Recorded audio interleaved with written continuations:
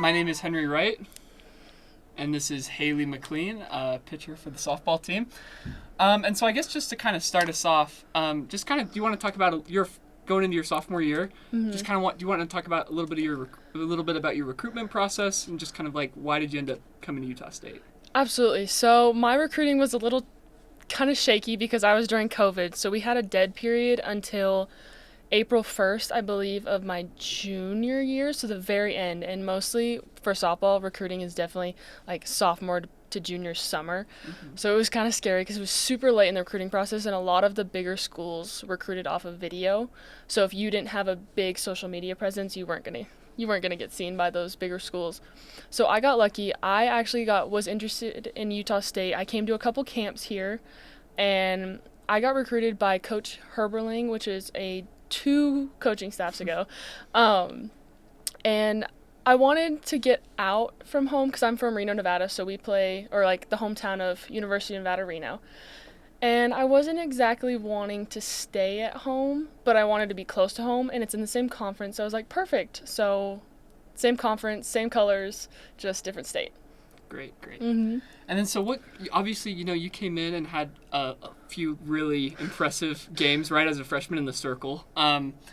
What was like the biggest adjustment that you had to make kind of playing at a higher level now?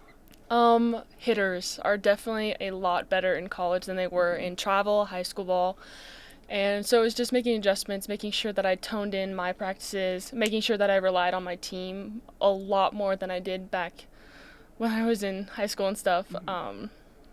But yeah, it was just a lot of team stuff, relying more on my team and honing in on perfecting my craft pretty Definitely, much. Mm-hmm. Yeah. You kind of talked about like relying on your team a little bit. Obviously, like the pitcher, you have to have a really good relationship. You kind of have to be on the same page with your catcher a lot. Mm-hmm. Could you just kind of talk about like the relationship that you do have with your catchers? So my relationship last year was a little bit different than my relationships with the catchers now because we pretty much had one catcher last year that kind of just stayed behind the plate, and she was fantastic. Like me and Mackenzie, it was Mackenzie McFarland, and she was super, super good. She was a senior and I was a freshman, so she did a really good job of like taking me under her wing and kind of teaching me how like college works. And now I'm actually living with one of the catchers on the team now, so we just have a super deep like personal relationship now, and it's a lot better. Well, not a lot better, but it's good. Yeah. You had 154 strikeouts in just over 100 innings. Is that kind of like a mentality that you try and bring in when you're like kind of step into the circle of like, I'm going to try and strike this girl out? Or is that just kind of something that you think just kind of like happens a little bit more? It's kind of depending on the pitcher. So every pitcher has a different perfection. So there's your spin pitchers, your speed pitchers, your strikeout pitchers.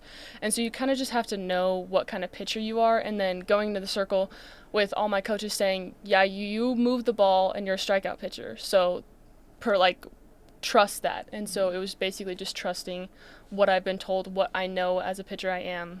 And so it's kind of just happens. Yeah. Yeah. Okay, cool. And then what are you guys kind of had a solid season last year. What are you guys kind of hoping to improve on coming up this year?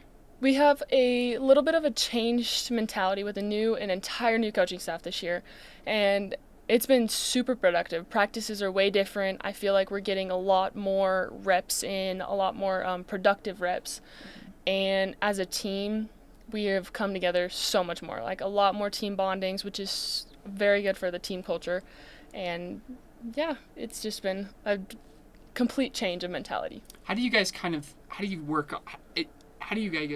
figure out how to phrase this.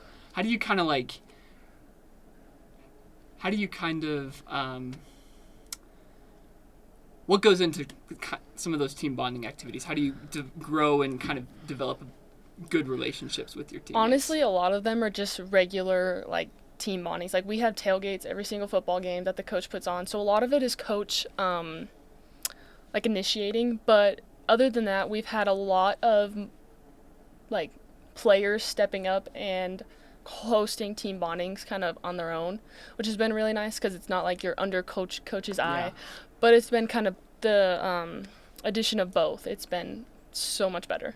Awesome. Okay, that's all I have. for the I non-mandatory have a stuff. question for you. I might have stalked you on Instagram. You're like a legit cowgirl, it seems. Talk about that. Like, what you're going into animal science, I think you said. Talk about how that's a big part of your life. So I just kind of grew up in a more country atmosphere. I wouldn't say most like cowgirl, because I'll leave those to the girls that ride horses and whatnot. Like, props to them. That would be amazing. But softball kind of took over, so I kind of steered away from that lifestyle. But I'm an avid outdoor person. I love to go hunting. I actually have a duck dog, so a hunting dog now, that has been a huge part of my life. And it's just kind of coming here, being in ag school, it's been super cool to like see all the people that kind of resemble me. So it's been super nice. Yeah. Are you wanting to be a veterinarian? Is that like the route Yeah, you're going? that's the goal. I want to be a large animal veterinarian to kind of steer back into that lifestyle. Awesome. Yeah. Thinking about going to new vet school here, or at least like applying and trying Yeah, to? I'm probably going to have to apply to every single vet school I can. But yeah, it's been super cool. I'm hoping that by the time that I do get to that point, they'll have the 4-year program, because they only had the 2-year with Washington State. Yeah. Awesome. Yeah. So that's a hope. Fingers crossed. What's your favorite flavor of Aggie ice cream? The cookie dough one. Cookie dough one? Yeah, cookie dough.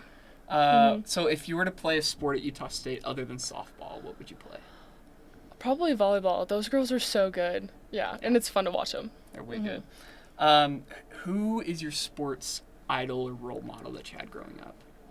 I had 2. So when I was super young, it was Jenny Finch, just huge pitcher in the softball world. And then once I got into high school, it was Montana Fouts. Okay, cool. Sorry. No worries. What is your favorite thing about Logan? I love the mountains. They're so beautiful.